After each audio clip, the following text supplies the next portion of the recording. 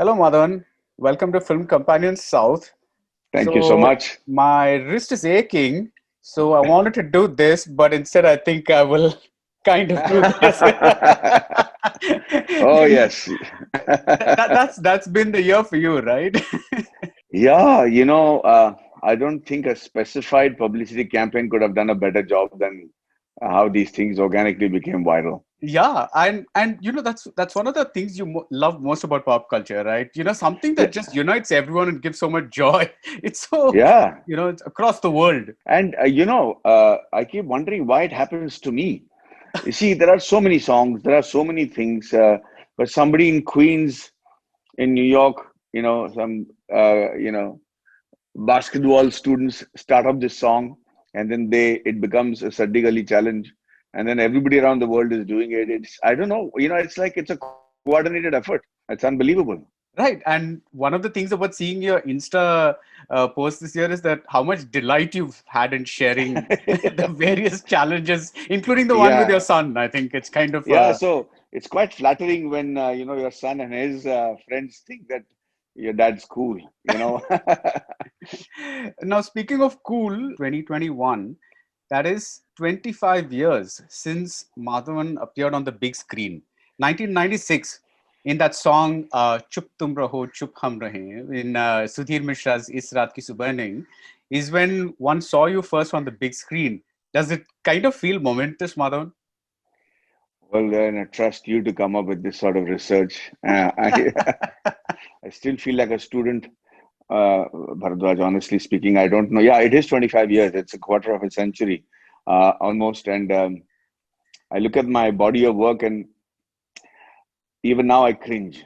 So I don't think there is a sense of achievement over there.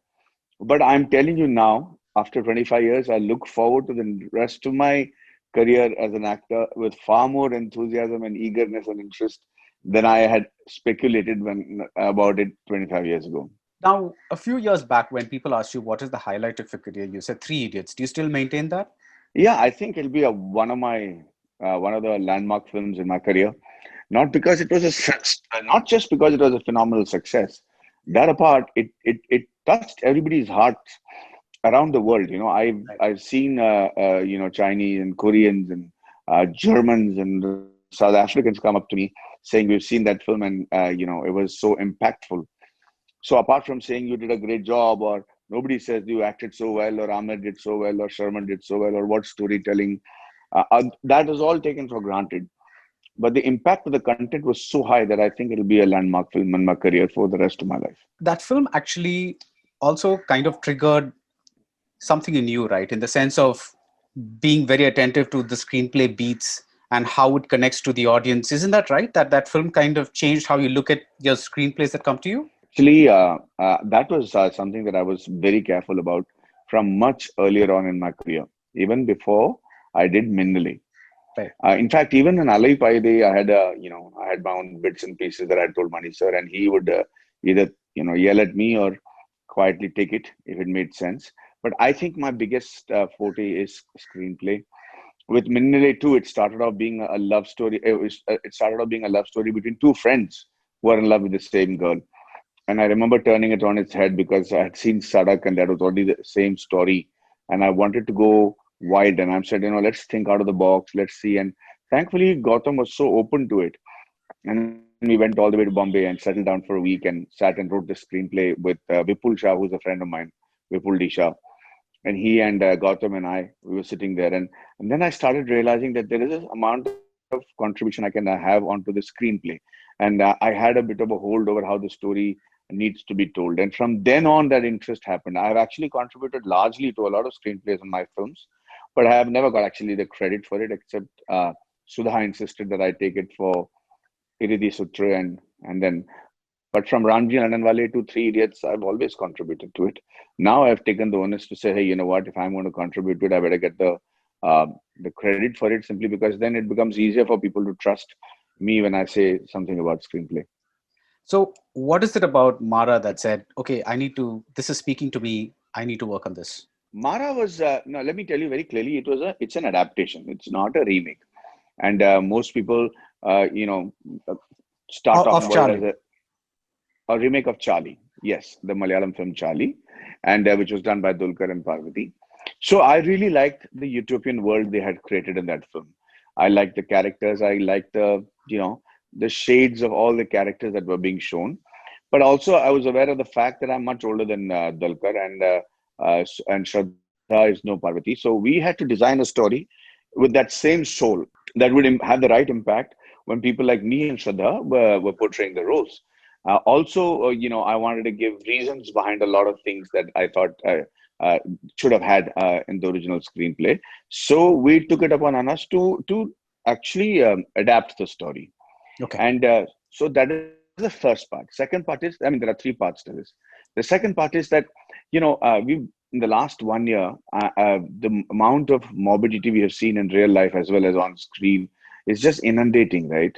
I remember how the lockdown started in everybody's house, gleefully. There were like 28 days of holidays, and everybody's like, yay, and putting up videos and saying after 28 days things will be normal, and they were cooking and cleaning and expressing gratitude to how nature had changed, and how we're getting a finally good air to breathe in and everything. But as the time continued, the morbidity set in, and it really did. And I mean by people getting affected tremendously by it, financially, emotionally, psychologically, everything. And then the kind of content that they started consuming on OTT also started changing.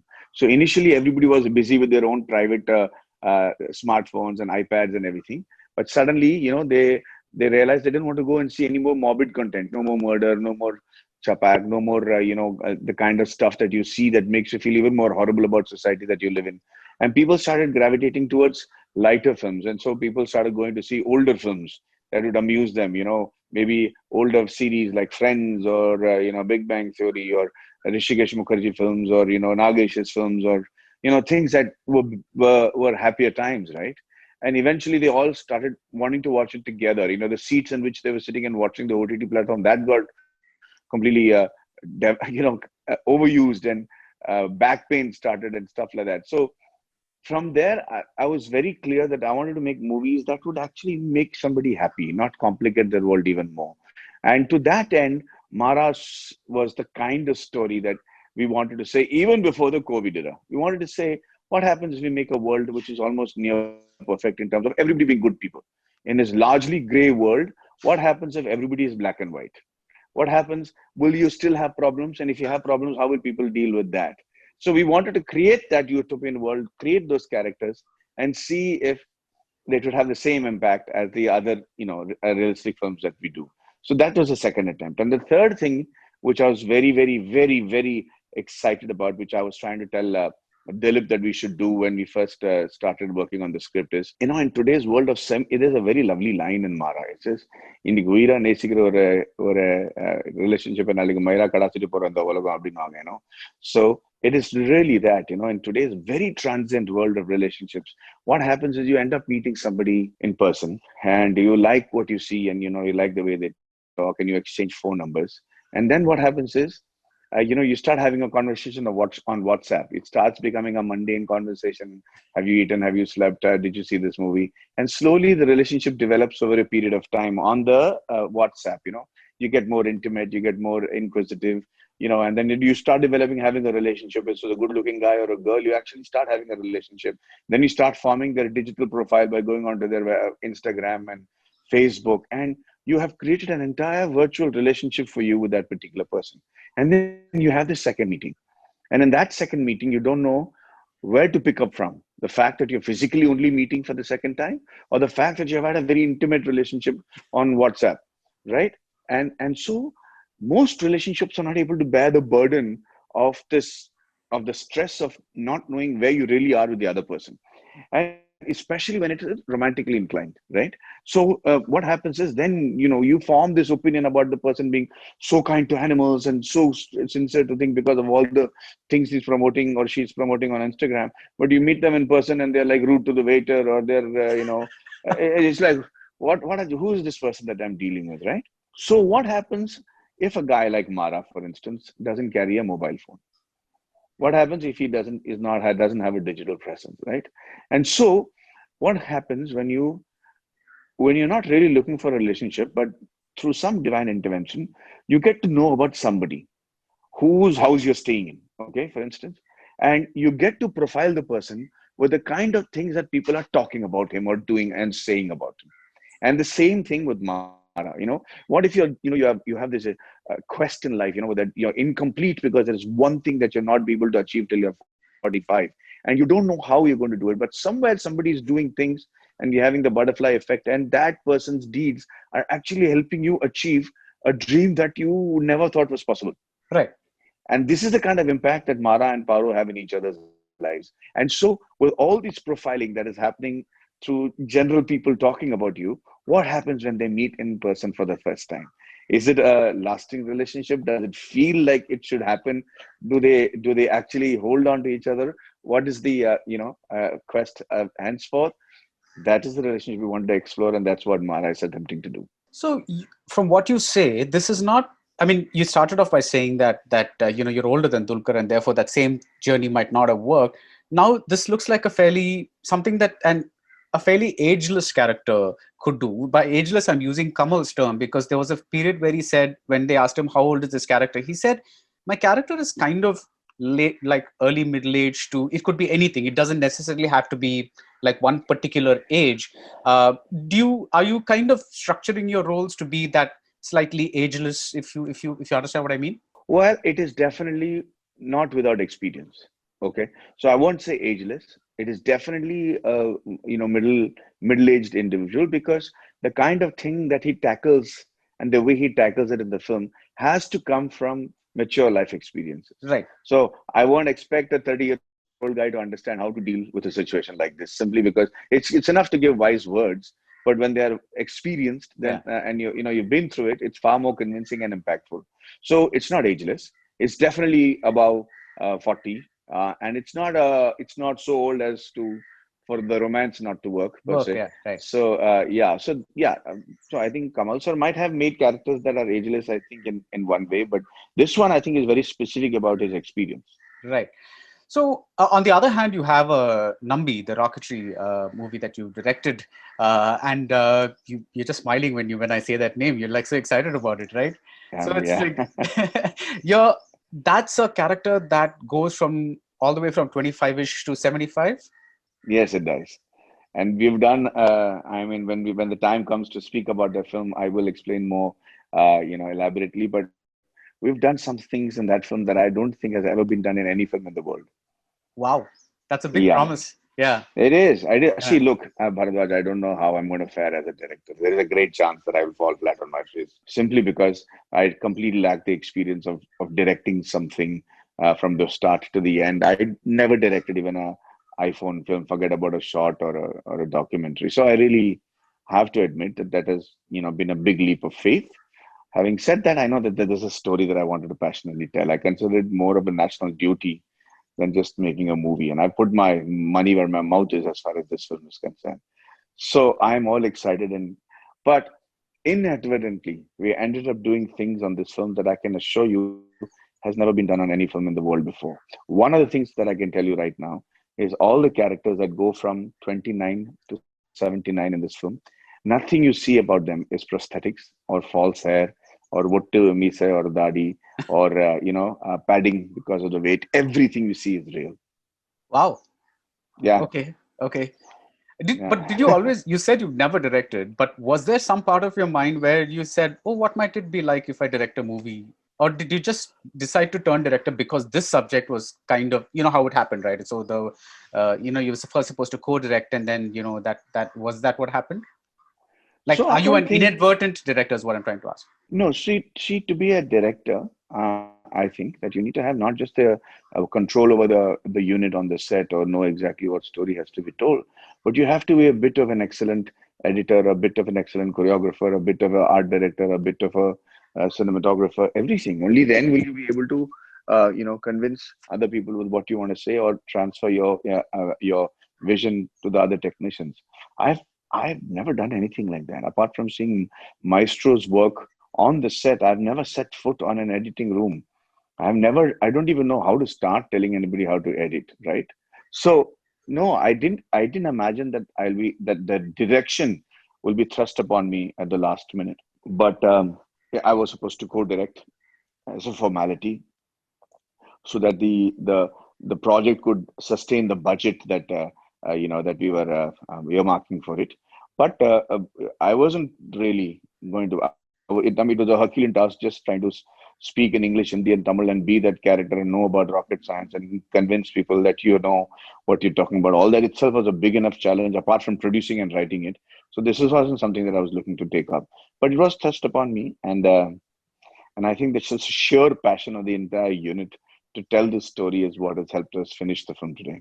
A couple of years ago, you said that with the years, it's getting increasingly difficult to reinvent yourself. But I've always looked at you as somebody who's kind of been ahead of the curve at like almost at every point. You know, when people were just acting in Tamil, you were managing Tamil and Hindi. When people were just acting in, you went into OTT. You kind of like you never. And then when people said, "Oh, I need an equal role with the hero" or something like that, you got good solid roles, even though they would be called secondary characters or something like that. I mean, so what did you mean when you say you're finding it difficult to reinvent yourself? Because as far as I've seen, that's what you've been doing all your career. Yeah, it's keen observation. I think it's always such a pleasure to talk to you, man, because it helps me realize what I have been doing inadvertently.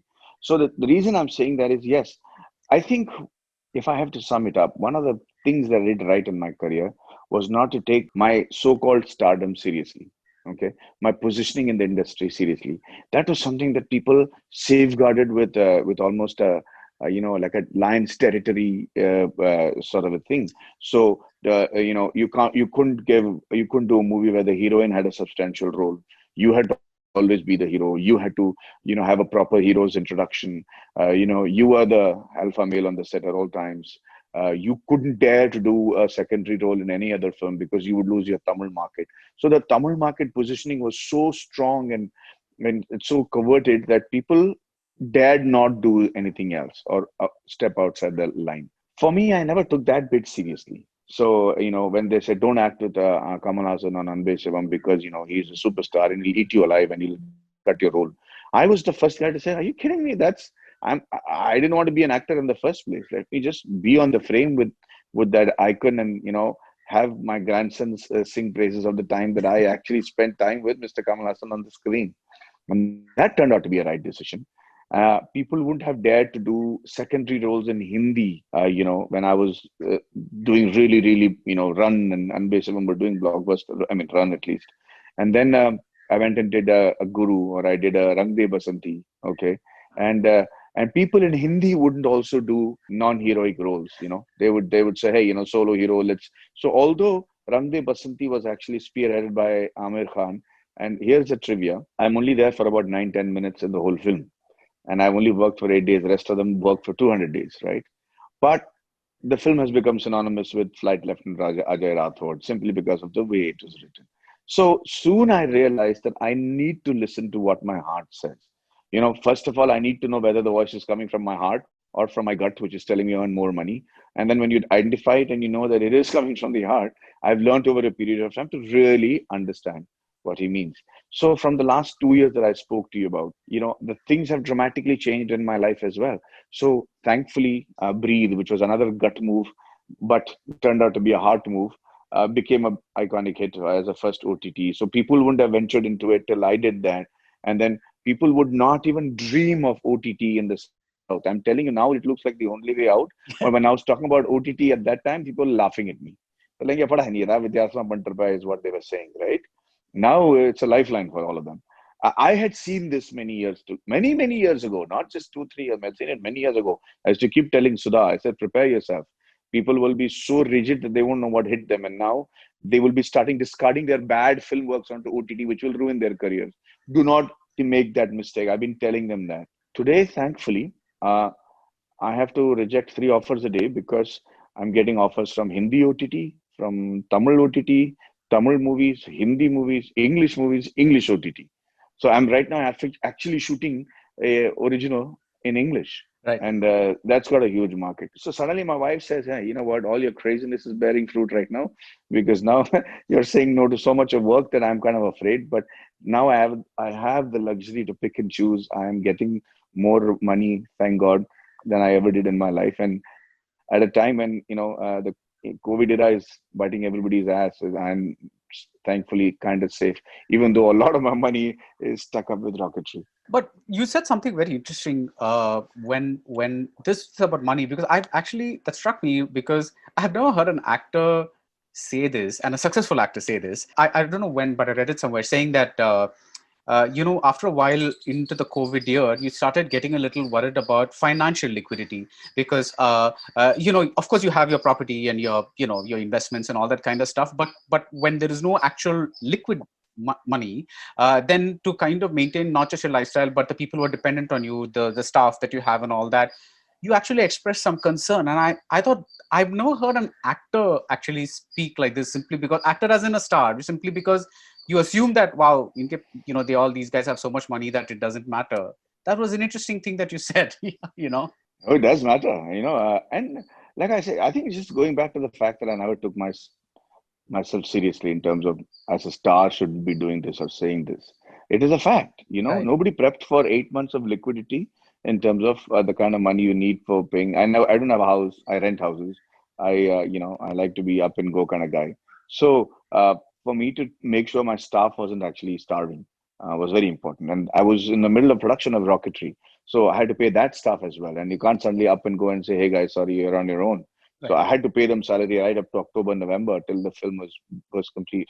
Yes, that was a big challenge staring me at on the face. And but thankfully, Bharadwaj, what happened was, I think this is where the reputation kind of saved me, in the sense that people started coming to me and saying, hey, can you do a talk here, can you do a talk there, can we pay you for this and do that. And endorsements started coming in big way, because that somehow, I don't know how that is working, but endorsements, because of the pan Indian appeal, was one of the things that saved me tremendously. So I started doing endorsements, shooting for it even during the COVID era and everything, and managed to tide through it. And suddenly the projects started coming in, and I actually come to a precarious state and wondering now which property I need to sell just to sustain God knows for how long kind of situation. But thankfully, all that sorted itself That's a out. good problem to have. So that's a Yeah, yeah, I guess. apart from the professional reinvention that COVID has kind of done, now you're getting these many movies and all that. What has the personal reinvention that COVID has brought about in you? That I'm sure all of us have our own little things that earlier we used to say that's very important, but now we look at it and say, I don't know why I was holding on to that because something else has happened. I think we've all had our little realizations. What has been yours? Oh, the fact that I was hurtling, I think I was being forced to hurtle down a hill without knowing. Bharadwaj, I had predicted something like this 5 years ago. I was, yeah, I was very aware of what was happening around the world. I had seen the Ebolas and I had seen the other thing, viruses, and I used to look at a crowded Bombay or Chennai where, we survive by jugaad, yaar. I mean, it's just a miracle that we are, this Brownian movement of people actually yeah, seems controllable, right? And I was worried of what happens if a pandemic was to hit. And I actually coined this word for myself, saying there was a great chance of a pandemic here, because look at how crowded this thing is.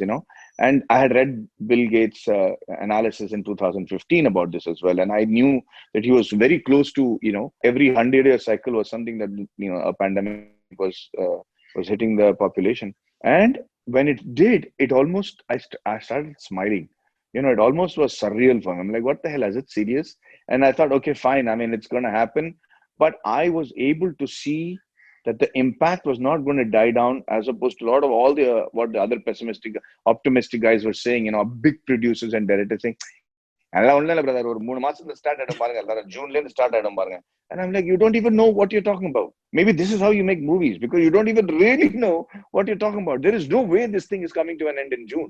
And in Right. fact, even now I will tell you that there is no way that we are going to see theaters in all its glory. And everybody keeps saying you talk about doomsday, and I'm telling you, this is not doomsday. Till the schools and colleges open and they're running without incident for 3 months, your theater is far from becoming normal. Very, very far.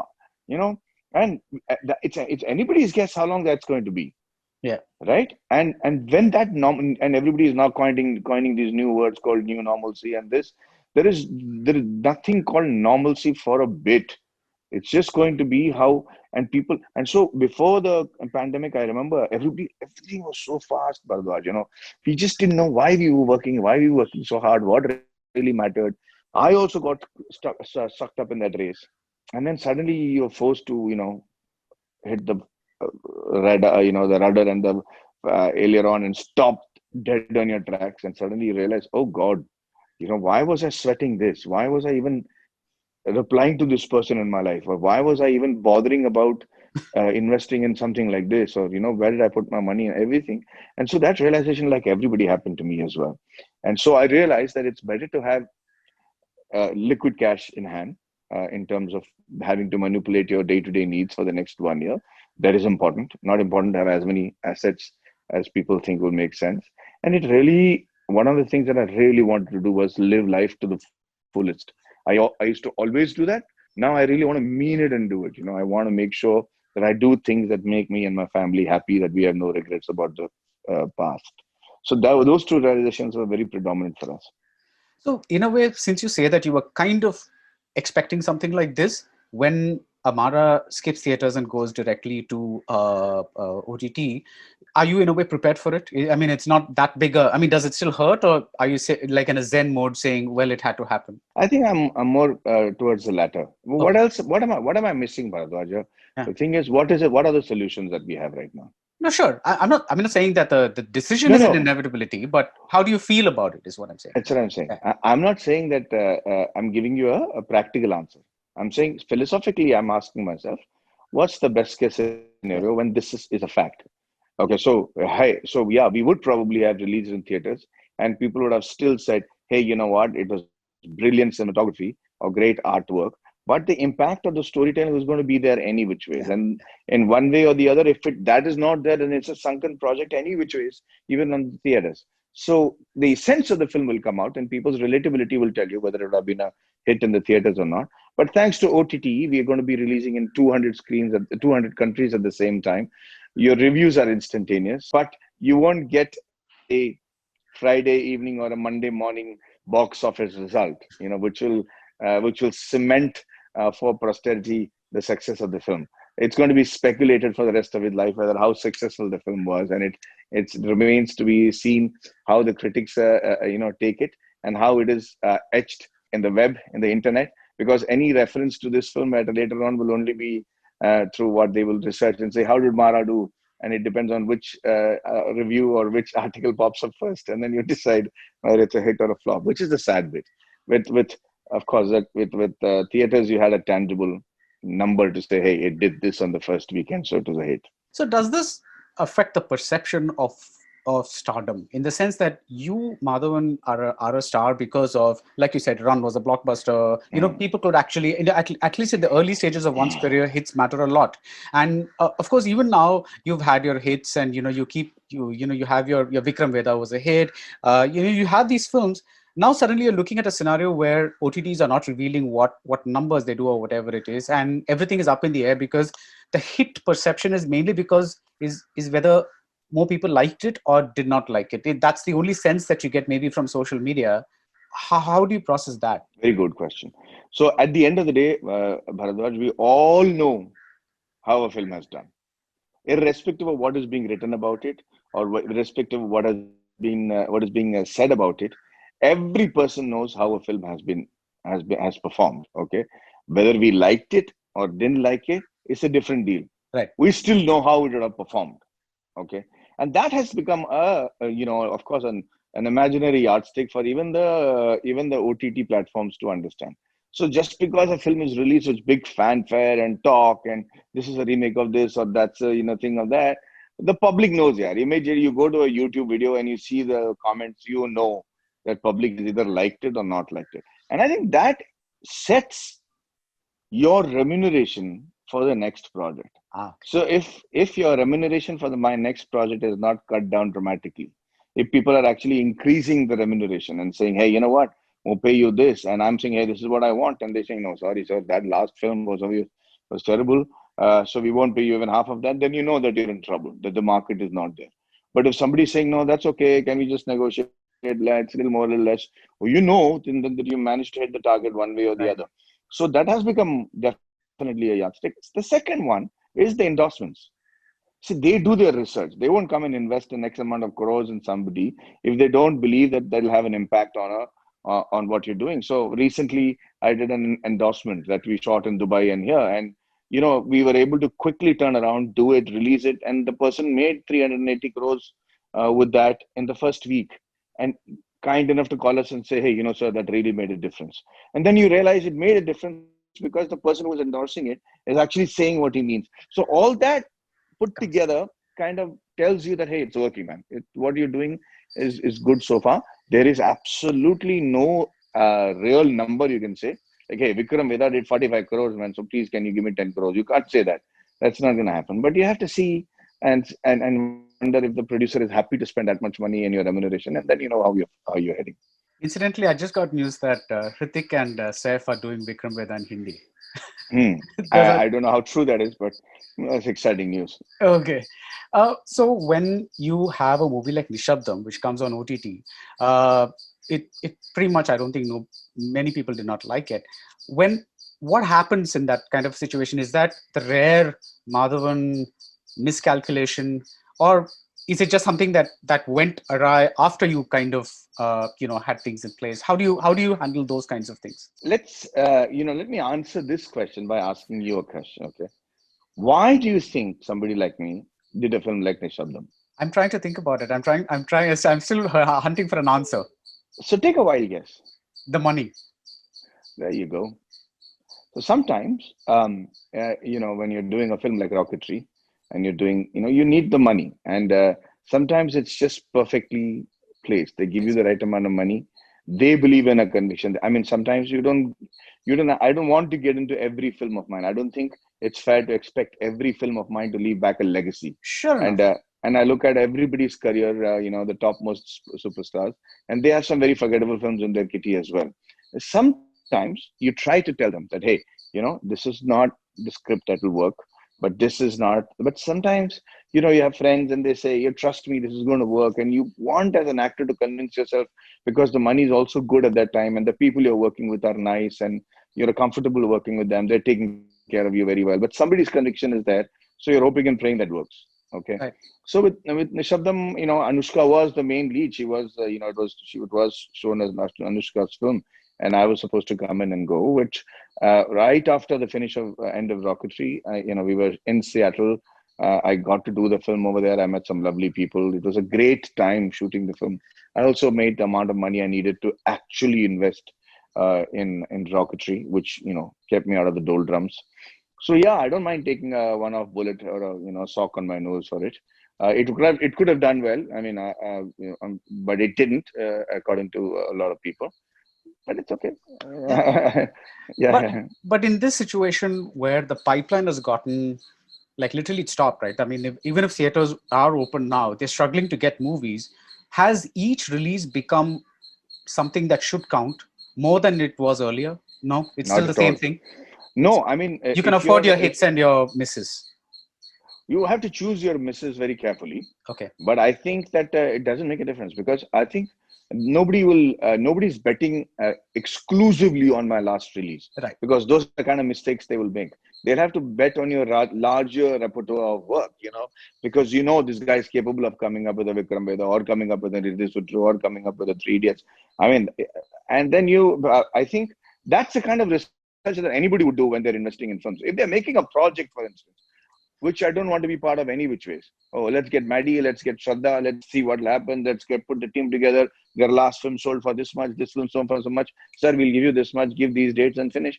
Those are not the kind of projects I do any which ways. So that doesn't really feature. So no, not. I don't think it has a large impact. I mean, in that case, Salman will have to worry about what happens next because there are some films that are super duds, but it doesn't. The overall repertoire of work helps you sail Keep through. up. Yeah, yeah. Now, was Mara shot? That is, the shooting part of it was completed before the lockdown. Yes, very Okay. much so. Okay. So, Hmm. but what you're shooting now, like the series, you are shooting in this extraordinary situation where there are masks everywhere. There are, there's all these physical precautions that you have to take. So, I'm imagining that it might be so much for an actor to think of apart from the role, the lines. Has acting become more difficult because of all this? Oh, so much more difficult. So much more difficult. Especially for people like me, because we are character-driven actors. We want to get into character, stay in character, deliver the lines. And so if I just do my normal like the numbers and all that, you're okay. You take out the mask, you become who you are, come wear the mask, move on. But see, when I do roles like what I do, and you come onto the set, you are Madhavan till you take out the bloody mask. So I am not that character till I'm saying physically, a mask covering my face is preventing me from being that character the till the shot starts, right? And I can't take out my mask till the shot starts. So when you take out the mask, then the very fact that, oh, you're suddenly naked, but it's time to be that character and then shoot and then wear the mask. So it was terrible. It was terrible. And then I realized, and I told the people, I said, it's not going to work like this. Because, like as much as I try to stay in character, as long as I have this mask in front of me, it's Maddie fearing for his COVID. So we decided to come up with a plan where we sanitized everything and made sure everybody's tested every fourth day. But then I don't have to wear the mask every time. I'm in the company of people who've been tested and the place has been sanitized. So I can actually be in character till I go there. So we are coming up with new processes, more different ways to work to enhance, getting enhance the feeling of confidence that everybody on the set needs. So even if you're doing an intimate scene with somebody or you're hugging somebody, you don't keep wondering whether the person is going to cough or sneeze and whether they have something there, because there is no way you're going to feel the intimacy in that front. So yeah, it's become completely different. But also I think challenging, and one of the things good about it is that you get to see how well you can even cope with situations like this. Right. So, yeah, you're saying the fear is gone now? Yeah, I think I won't say gone. There's no fear per se. I don't think the fear of death is there anybody yet. So, but I do know that the fear of losing your schedule. Yeah. You can't afford your main leads to get infected, because that's straight 15 days, 20 days gone out of that, including the people you might have infected in that process. Yeah. So that's a worry. Okay. And having said that, I have been extremely professional and cautious. I've been in Delhi locked up in this room for the past 48 days.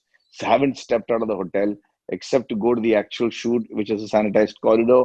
And then I haven't met any of my friends. Sacrificed eating only the hotel food, which after some time gets to you, and then start cooking on your own.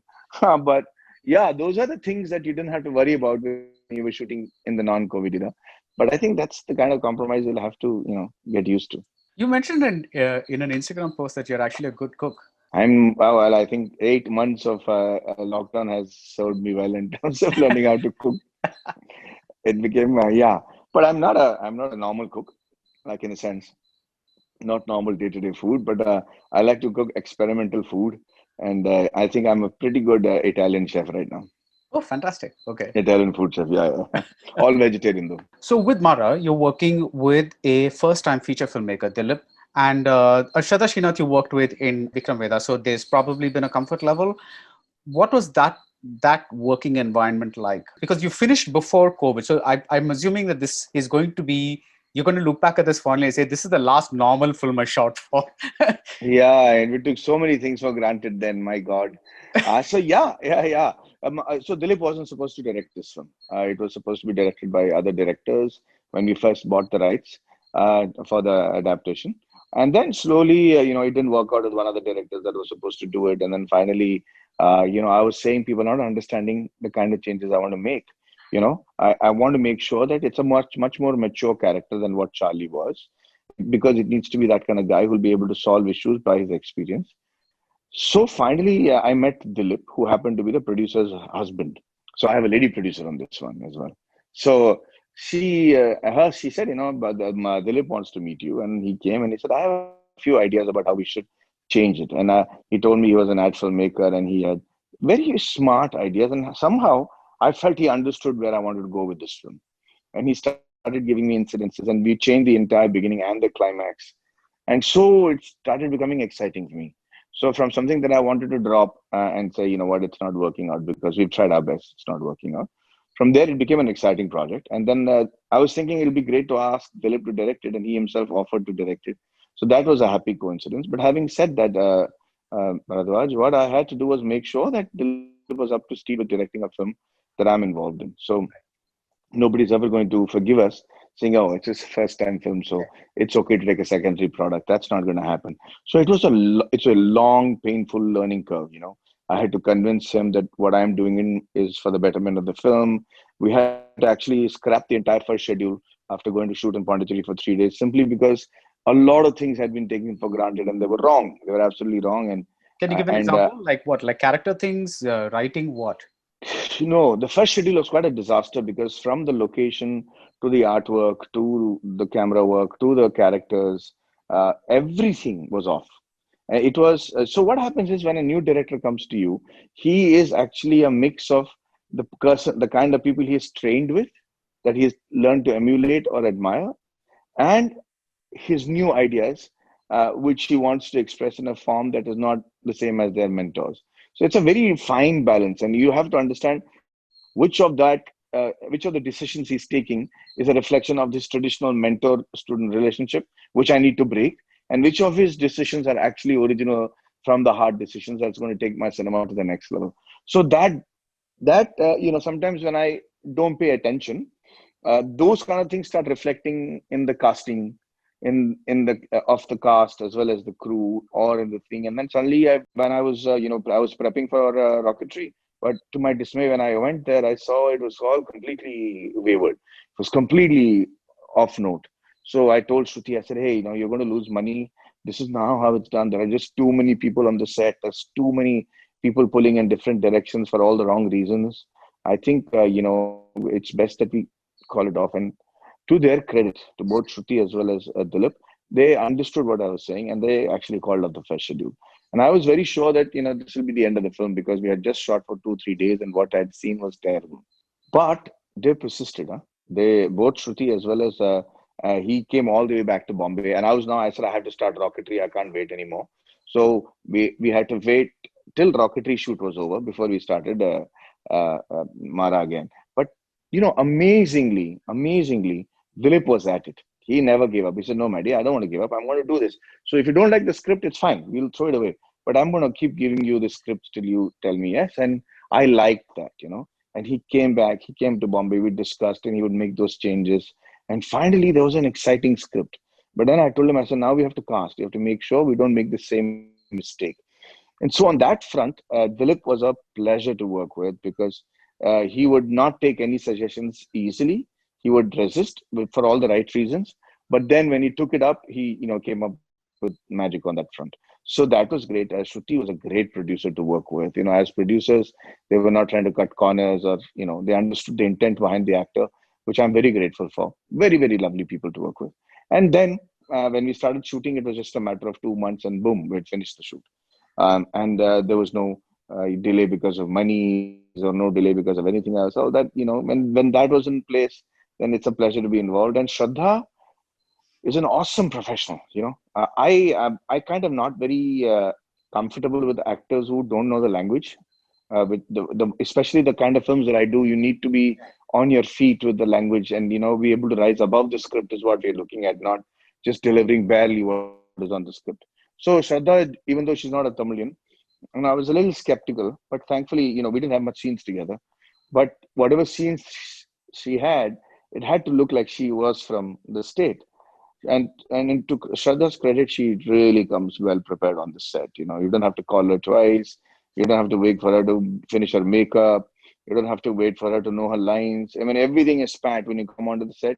We're ready to jump above the script in many ways. So even though we have very limited scenes in the film, it was a complete pleasure to work with her. Great professional. So look forward to Mara, Madhavan, because like I said, this is going to be a very memorable movie for all of us because it's the last Madhavan film that he shot normally. I So that's swear, I just realized. Yeah. it's never going to be Mara's your absolute last experience of shooting a film that way until the end of the pandemic, whenever Actually, So, Rocketry. Rocketry, yeah. Oh, you finished, but Yeah. you still worked during the pandemic, right? For Rocketry? No, Oh, the no, we shooting. finished. Yeah, we finished the shoot after Mara, of course, but we finished everything. I mean, that would be my last film in normal times. Yeah. So finally, Yeah. Maddie, like you said, you get a lot of invitations to speak and do these worldwide. And one of your Harvard speeches, you quoted Abdul Kalam and said, "Dreams are not the things that you have when you're asleep. Dreams are the things that keep you awake." What is that dream for you? Oh, thank you. Great. Thankfully, we've come to an era when we cannot afford to think locally. Okay. We have enough, and I want to tell you this with absolute conviction that we have talent in Tamil Nadu, in South India, that is actually better than the rest of the world. I'm telling you, the ability to tell stories. Only thing is, they're limited by the vision of the producers, or they're limited by the people who want to put money into those projects. I think we've come to a time where finally we're going to say, hey, you know what? There is no point in making something very local. You're going to waste talent, time, and everything else. Now we have to look globally. And I think my dream is that very soon India will make content that others will take inspiration from. And I think we have that within us. We're just underselling ourselves to a great deal, be it the storytelling in Bollywood or in Hollywood or in Bengali films or Malayalam films. I mean, collectively, if we were to come together as an industry and put our resources together, and when we say that imagination is the limitation, then I think we're very, very, very, very, very capable of coming up with super world class products, and that's going to become normal. That's going to be the new normal. You cannot take a small film and spend a lot of money and expect that to work. In fact, all superstars in the country today are thinking, hard what the kind of subjects that they need to indulge in. From a Salman to Shah Rukh to I think everybody are Right. wondering what is going to work for them. Yeah. I mean, post COVID trauma, what is the public wanting to see in the theaters, and why would they even go to the theaters? What are the subjects that qualify for theaters? What are the subjects that qualify for the short form or a limited series or television? Those decisions now need to be taken. You can't relegate not so good film story and make it an OTT film, and an OTT film into an 8-part series. All that is not going to happen. You're competing with the best in the world, and you have the ability to be the best in the world. So that is my dream. I think live sound has to become normal, has to become a sync sound, has to become mandatory. Casting departments that don't actually exist in the south of India, they should start existing. A proper scientific casting department, an art department, a production department, and it's not just somebody with a production producer or another production manager or the production manager is not even a department. You know what I mean? So all these things will have to be established and make the shooting much more smoother, and I think a lot more people will be employed. That's the dream I have. I'm saying it's a humongous. Maybe I think it's easily a 20,000 crore industry, and I think the roads, the studios, and the equipment needs to start looking like it. Even now on the set, we have people with two wires putting it in a plug. Can you believe it? We don't have actual normal plugs. It's ridiculous. It's the most expensive industry in the world. We make the most number of films, but even today, you go to the set, and everybody who's been on the set will be laughing right now. They don't have a wires that can go into a plug. There's a proper plug hole. There is a wire. All you have to put a plug. No, they'll put the wires and they'll put it sorgofied and put two matchsticks in it to keep it in place. Even today. So yeah, I cannot imagine. I mean, I cannot think of one practical reason why you wouldn't put a plug on the wire. This is really bothering you, Maddie. This It is, does. It does. I mean, because that is the least common yeah, seriously. technical advancement of any industry. You can't have naked wires on the set, and safety norms are a joke. I mean, we're all bharam bharose when we shoot. There'll Right. be a propeller running, and people will be walking behind it in front of it, and yes, sir, red viral poach, sir. It's normal. There'll be no harnesses on the lightman. He'll be standing there, sitting there, and sleep and fall off and break his leg. Those things cannot happen. It's an industry, man. I mean, I'm just saying, if you were to invest, Yeah. say, 10 crores in an industry, forget about a film, or 100 crores. This is what people are investing easily nowadays. 50 crores, 100 crores, and all that. Imagine if you were investing that in a particular industry, the amount of due diligence you'll take, the amount of world class equipment you'll hire, the amount of world class executives and workers you'll need for it. But how, in India, sir, ஒரு படம் பண்ணலாம் sir நல்லா இருக்கா sir வாங்க sir. You put the script together, start shooting, put 20 crores. All that will go away, I think. I think I also want every producer in the South to understand what the end game is. One of the reasons they're not able to sustain themselves is because nobody really knows where they're heading in terms of producing films. So they have to understand that their company needs to build a brand equity.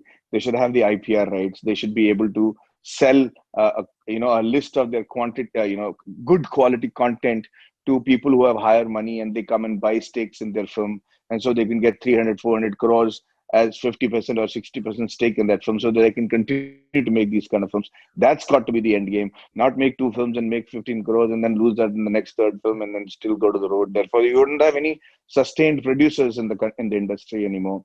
All that will, I think, is my dream, and I think that we are capable of that. I don't see any reason why we shouldn't be earning as much as Hollywood. Well, much power to the dream, Madhavan. Thank you so much for Thank you. and best wishes for Mara. Really appreciate that, and such a pleasure talking to you as usual, Thank you. Same here. Baradwaj. Yeah. Bye. See you. Yeah. Bye. Okay. Take care. Bye. Bye. Thanks.